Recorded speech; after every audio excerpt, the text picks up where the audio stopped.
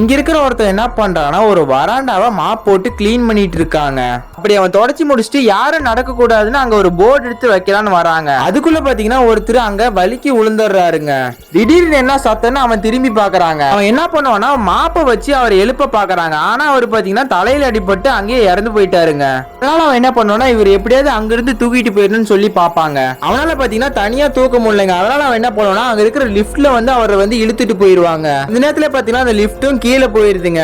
கீழே போனதுக்கு அப்புறமா அவனால அவரை தூக்க முடியாதுங்க. அதனால அவன் என்ன பண்ணுவானா காலை ரெண்டையும் பிடிச்சி தரையிலே அவர் இழுத்துட்டு போவாங்க.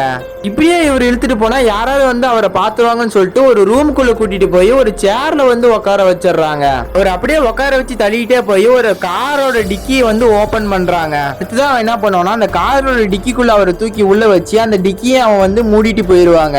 அடுத்ததான் அவன் என்ன பண்ணுவானா அவன் வேலை செஞ்ச இடத்துக்கு அவன் வந்து வருவாங்க.